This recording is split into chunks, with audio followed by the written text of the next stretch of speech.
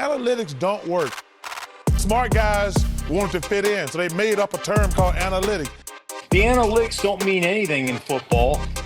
Take those numbers and you can make them say whatever you want. The numbers, basically. What do they mean? Welcome back to the Noise Podcast. Live from Queens, New York, we are here for episode 6 of the show. This season, we're pulling back the curtain on the grind of betting an NFL season with an analytical approach, real-time reactions, and an honest look at the highs and lows. Each episode gives you a seat at the table as the NFL season unfolds. Whether you're betting alongside us or just here for the sweat, welcome back to the Noise. All right, let's jump into this one. Obviously, no episode last week for week 5, so we're here in week 6. Apologies, I'm just coming off a bit of a cold, so if this sounds a little bit nasally, sorry. But we'll power through and go over a little bit of what happened in week 5, talk about, the state of the market a little bit, talk about some picks for week 6. So with that being said, let's jump right into it. First things first, we're going to talk about Survivor. This was a tough one. If anybody watched or experienced or sat through that Arizona Cardinals game in week 5, I mean, do the bad beats end for us? I think this is truthfully an all-time season for me. Starting with the week 1 Baltimore 3-touchdown lead collapse, going into Denver with the phantom penalty that took that bet away from us. Then you got week 3 between the Packers upset and the Rams plus 4.5 not cashing. Week 4, I think, ended up being okay as far as bad beats go. But week 5, I think the Cardinals have outdone us all. I didn't bet Cardinals -7. I did have them in a bunch of teasers and obviously had them in Survivor. So this was really tough. I used them in my millions Survivor pick, so we're out of that. DraftKings $1.2 million prize pool. I still have some other Survivor entries live. They're not for $1 million, unfortunately, but I'll still continue to talk about Survivor every week. Just, I'm sure some people are still in, and to me, it's the most interesting competition that we have. But that Cardinals game, when you have a play where Kyler Murray runs backwards and then just flings the ball out into no man's land, followed by a play where Kyler Murray gets hit in the face with the snap. And those two plays aren't even in the top 3 most ridiculous things that happened in that game. That's exactly where this conversation starts and ends.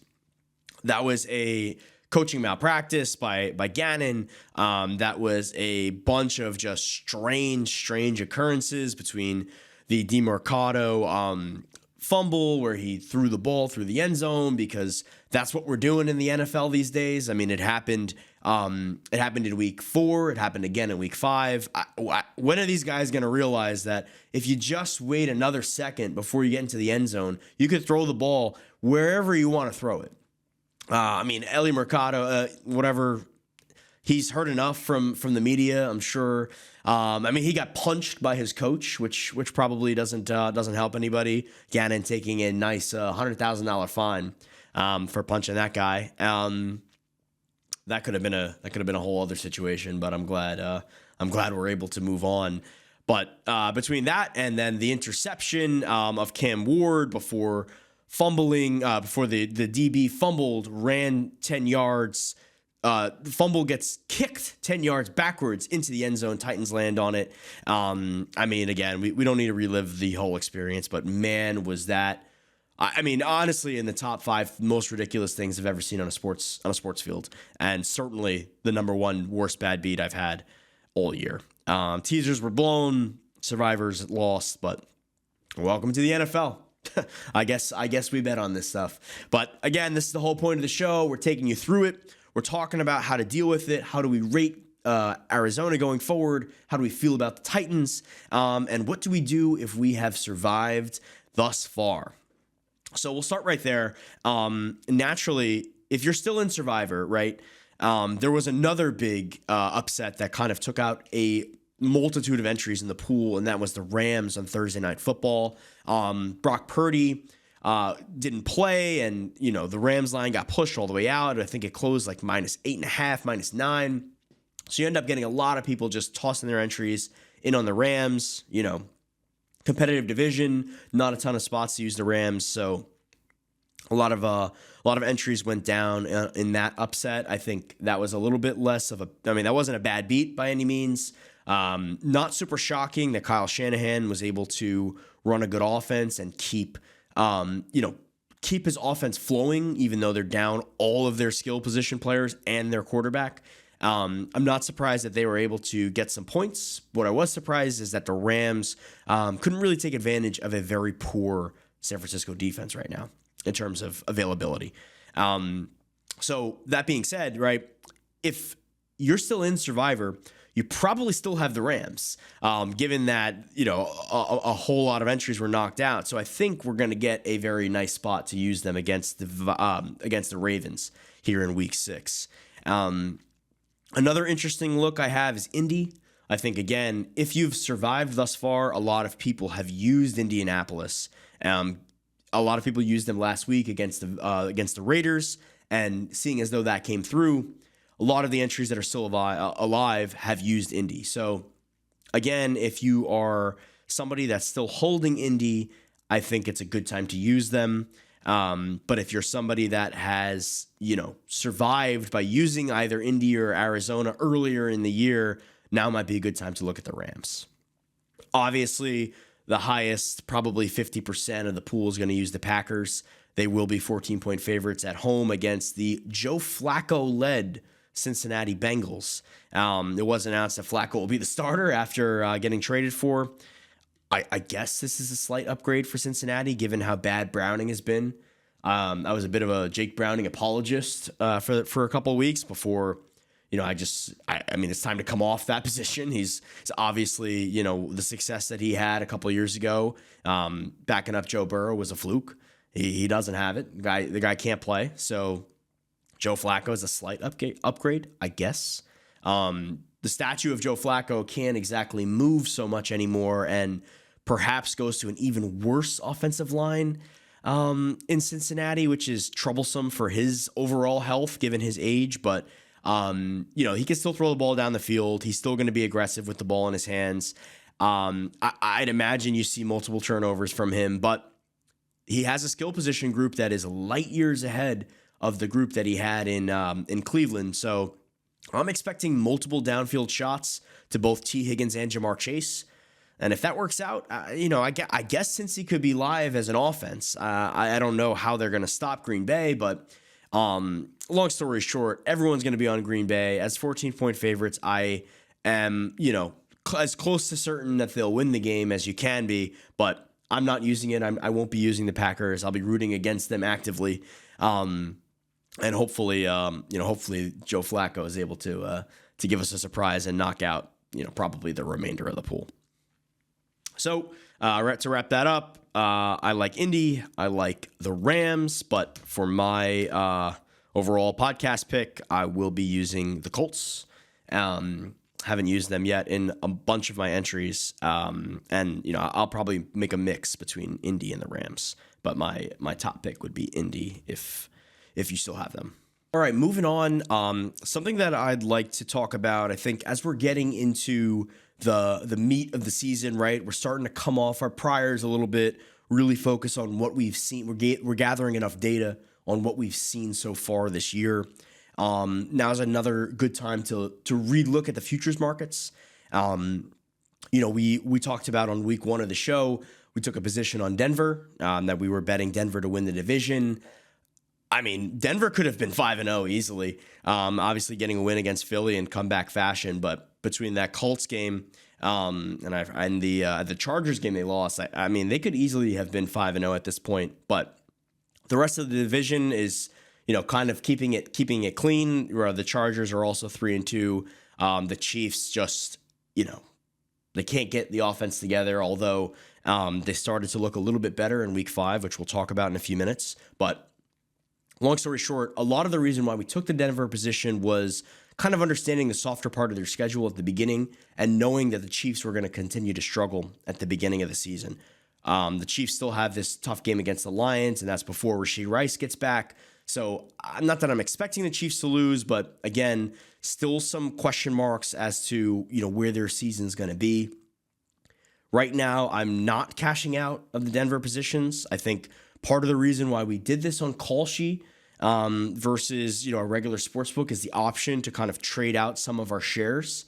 I tend to like Detroit a little bit this week, and we'll talk about that in detail and, later on in the show. But because I tend to like Detroit a little bit, I'm going to hold right now on Denver and, potentially look to start taking some Chiefs bets or sell out of some Denver positions, starting in week 7. Another market that I have quite a bit of interest in right now is the Comeback Player of the Year market. So this is an interesting award where it's kind of become a quarterback award.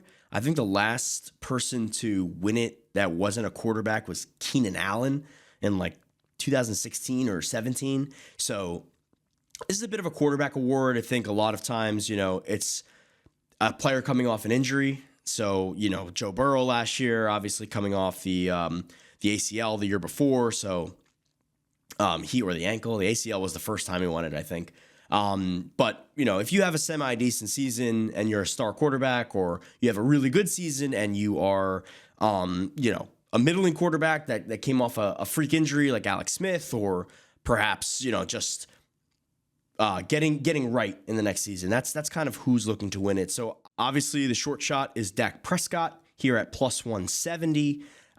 Deserved, right? Coming off the injury last year, he's playing out of his mind, but his team is really not so good. And I think the Cowboys are going to continue to kind of have an up and down season where I wouldn't be surprised if they finish under 500.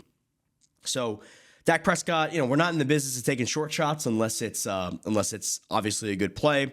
And, as we scroll down the list a little bit, right? Aiden Hutchinson plus 250, CMC about 3-1. And it's not that I want to cross these guys out because I don't think they can win the award. Obviously, Hutchinson has a good story to tell. I just think you really need to tell Damar Hamlin didn't even win Comeback Player of the Year, right? So you got to tell a really, really good story, and you got to play at a high level in order to take this award home if you're not a quarterback. So I'm crossing out Aiden Hutchinson right now just because I think he's super live to win Defensive Player of the Year. And I have a hard time seeing, the voters giving him both awards. So I'm kind of off Aiden Hutchinson for the time being. CMC, I get it. He's the only guy out there right now, but this offense is really Shanahan doing his absolute best wizardry with the cast of characters that they have. And again, not that CMC isn't a star player and isn't one of, if not the best running back in the league. I have a hard time seeing this award go that way. So that leads me to my dear old friend, Daniel Jones. Daniel Jones at 6-1. I know this number has been bet down, right? We could have taken this earlier in the season and, had something much bigger in pocket. Yes, I get it. But at this point in the year where you're looking at the 4-1 Indianapolis Colts, they're the short shot favorite to win the division. Shane Steichen is your likely coach of the year if that happens. So I'm a little bit interested in pairing those awards, right? Where I don't think Hutchinson will win DPOI and Comeback Player of the Year. I do see a situation where the Colts sweep the board in terms of awards and you get a Shane Steichen Coach of the Year and perhaps Daniel Jones Comeback Player of the Year. Jones having a pretty good story, being cut by the Giants after signing that big contract. He's not exactly coming off an injury like we see more often, which is why Dak Prescott is likely the short shot at the moment. But he is coming off of a season full of turmoil. He's deserving of credit to some extent. Although Steichen is probably the one that deserves the majority of the credit for how well the Colts are playing at this point. I think Daniel Jones has a really good case for Comeback Player of the Year. And I think because you're seeing the Colts as minus 115 to win the division, really contending with Jacksonville at this point, I'm interested in that. I think that's an interesting way to back the Colts, right? We came into the season with low expectations on the Colts. Obviously, the first couple games, they blew us out of the water, right? I bet against them, and I'm still mad about that Denver game, but, we bet against them. We're hesitant to kind of believe in the Colts as a top half unit, a top 15 unit in the league. And now that their offense is firmly cemented as a top 10 offense in the league, even if the defense isn't that great, they have a soft enough schedule that they should be able to win a bunch of games, especially down the stretch. So I'm interested in this Daniel Jones number. 6-1 is not the biggest future that there is, but I think it's an interesting way to get some exposure to Colts futures without betting into, the Colts division or taking an even shorter shot with Steichen at only like 2-1 to win Coach of the Year. So I like that. I'm going to bet that a little bit. Another guy I kind of like is Darren Waller. I mean, I know that I just said it's mostly a quarterback award. You got to tell a really good story to win it as a non-quarterback. And Darren Waller, having retired and all the issues that he's had off the field, I think at first they were kind of seen more positively, beating alcoholism and XYZ. And now with some of the other issues he's had, maybe not as much in the positive light. That being said, I think it's a really big number. He has quietly become the most important player on the Miami offense.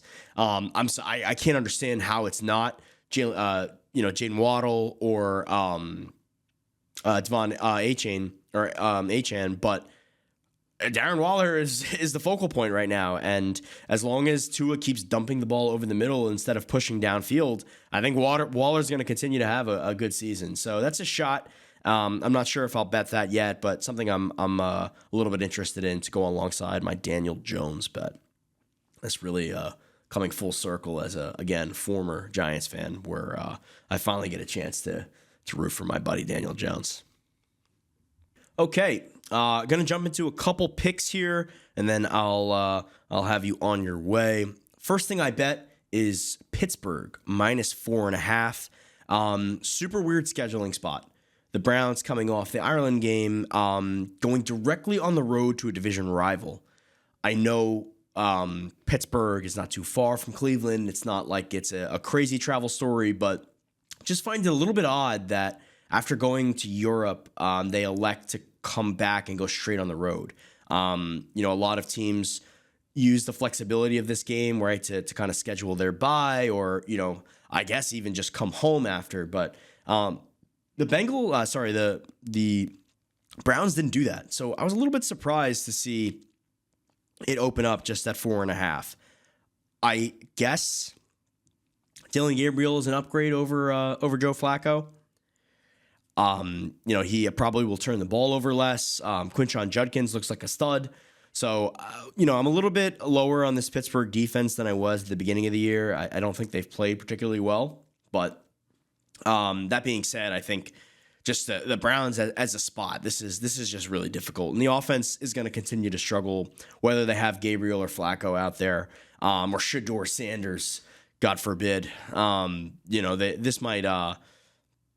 This might just be a really weird, underprepared spot for the Browns going to Pittsburgh off Pittsburgh's bye. So I bet this at -4.5. It's sitting at about 5.5 right now. And again, if you want to get all my bets in real time, you must join the Discord. The link is in my bio on Instagram and also in the description of the podcast on YouTube and on Spotify or Apple Podcasts. We've seen some buyback at 6 on this game. So whenever this game gets pushed up to 6, there's some Browns money coming in, which is not unexpected. So I'm curious how this is going to shape up, come Saturday, Sunday. But that being said, I'm happy with 4.5 in pocket. If it dips back below 5.5, I guess 5, I would say, to continue to buy. I mean, 4.5 and 5.5 isn't a huge difference in the NFL, although with some of the weird, extra point and, more teams going for 2, we're getting some newer, I don't want to call them key numbers, but frequency of key numbers has kind of shifted a little bit. So I'm not going to say that it's worth nothing, but I'm happier to have 4.5 than 5.5, and I would still bet it at 5.5 if I had to. But again, getting all my bets in real time as they come out. Discord is the only place to do that. Moving on, we have Dallas at Carolina. Dallas is a 3-point favorite. Carolina coming off a bit of a weird one as well, beating Miami at home. They went down 17-0 before coming back. I'm happy to see the Panthers offense start to look a little bit better. We have, been highly critical of Bryce Young, which is honestly deserved. I think they looked better. They've looked okay thus far through the season on offense. He's really only been able to score in like a 2-minute or a 4-minute drill in what seems to be garbage time. So it's nice to see him get an opportunity to actually, win a game, win a winnable game in this case. But I think Dallas is a different animal. What was most surprising about that game is not that Carolina was able to score on Miami. It was that Miami couldn't score after they went up 17-0. I would expect against a pretty poor Carolina defense that Miami, could have kept going. We did bet the Panthers last week, so I'm happy that they didn't. But I'm pretty surprised that Miami, their offense has been this bad. I know the Tyreek Hill injury is critical. He's the focal point of their offense, but we just talked about this, but I'm surprised that Miami hasn't figured out how to get the ball into their other capable players' hands in better spots. I mean, Achane is getting 7 catches a game and they're going for like 2 or 3 yards all behind the line of scrimmage. Waddle did have a good game last week, but they need to push down the field. So, long story short, I don't think Carolina has the chops to hang with Dallas in this game. I like that 3 for Dallas. I'm surprised it didn't get bought a little bit further. I'm not exactly sure that I'm going to bet it just because I think this is going to be a super high scoring game. So the play I really like here is the team total over for Dallas. You have a high total already at 49.5, but I'm seeing some juice 26.5s in market. I think I'm going to play that, and I'm also going to play some alternates. I could see this being a 34 to something type of game. So quietly, Dallas's offense has been top 3 in terms of efficiency. Like, this is a really, really good passing attack and surprisingly really good running attack as well. I guess credit to Schottenheimer. They've played pretty well. Javonte Williams, they're getting, immense production out of behind an offensive line that we predicted was going to struggle. CeeDee Lamb injury doesn't matter, I guess. I don't want to say that, but George Pickens has really played well, and obviously Dak Prescott is playing just about as good as you can play at quarterback right now. So there is some rumblings that CeeDee Lamb will be able to play. At the time of recording, he hasn't practiced yet, so I'm not going to assume that he's in. But if he is, I think the number only gets better for Dallas, right? If you get positive CeeDee Lamb news, perhaps a confirmation. Not that a wide receiver should really push the market off of a key number like 3, but I think in this case, right, if you have some money lingering, waiting to play Dallas, that CeeDee Lamb news drops, I think some money will come in on Dallas and perhaps push it out to 3.5. So if you want to bet Dallas on the side, I suggest doing it now because if CeeDee Lamb doesn't play, I really don't see the 3s getting bought for Carolina. And if you're going to play it like me, I think the way we go is just bet on what's good for Dallas, and that's the offense. I don't need to even mess around with can they stop the Panthers, which they probably can. The Panthers might be able to stop themselves with how many turnovers they have, and how their skill group is just not that good. I don't think we need to even mess with that. I think we just bet Dallas, right? They score 4 touchdowns in this one, and that cashes the over pretty easily. So I'm looking at that Dallas over 26.5, and some alternates as well up to 34. Next bet I have is the Seahawks money line. It's a bit of a letdown spot for the Jags, right? Coming off their biggest victory of the season, probably biggest win of Trevor Lawrence's NFL career, beating the Chiefs on Monday Night Football. That was a weird game. I really didn't like how Liam Cohen managed it down the stretch. I mean, obviously the Jags did win, and they were able to get across the finish line. We saw some improvement from the Chiefs. I think that when they are able to get all their receivers back, this is going to start to become a scary looking offense again, right? With Rashee Rice and Worthy at the same time. Got the emergence of Tyquan Thornton. I think this Chiefs offense is going to be okay, but still require another week or two kind of to get right. And they were able to put up points on the Jags defense that, has been okay so far this year in terms of, their numbers. But I think that, I'm pretty ready to sell on that position. We do have all kinds of alternates on Jags season win total.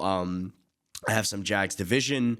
Again, I think that the reason why we bet a lot of that stuff was to kind of play on the upside that this team has with pretty low expectations coming into the year. So while I'm not surprised that they're 4-1, I am surprised that they've looked this poor and won this many games. So I think this is a good spot for a cautious fade of the Jags.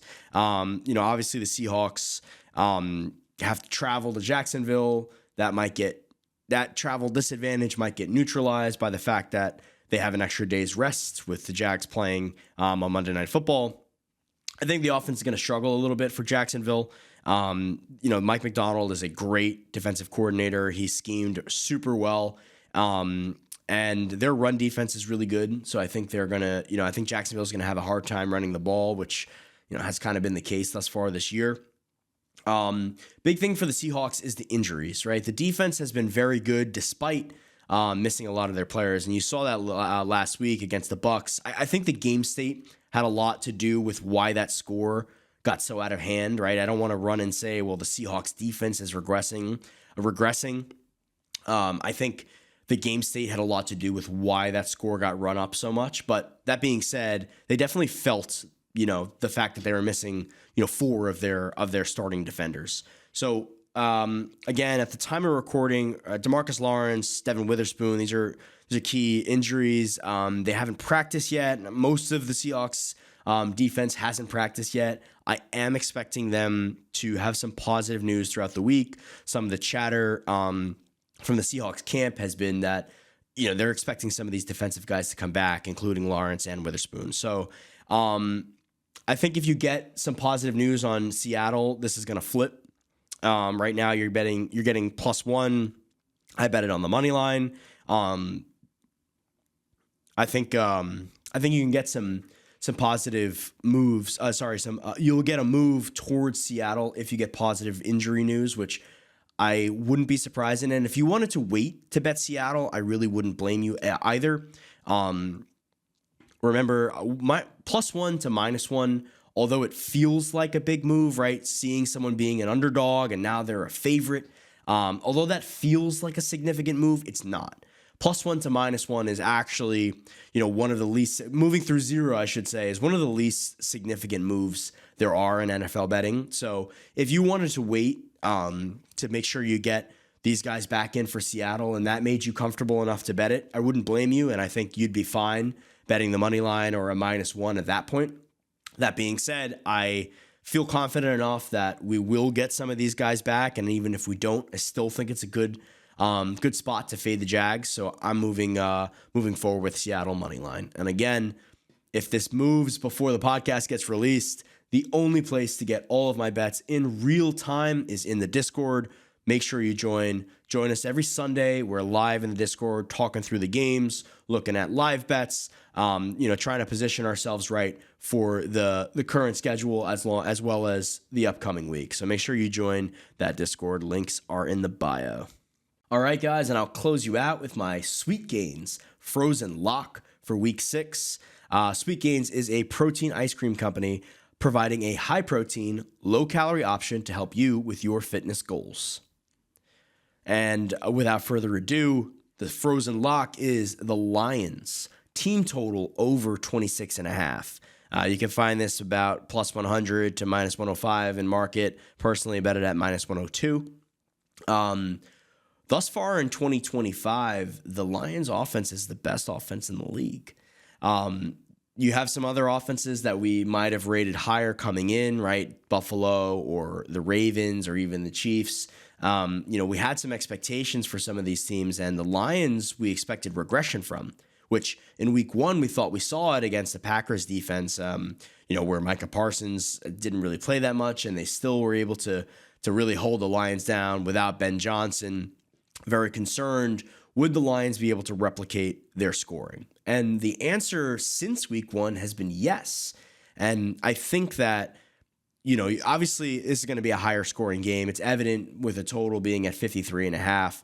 The Chiefs defense is not as good as it has been in years past. I know Spags is one of the best defensive coordinators of all time, really.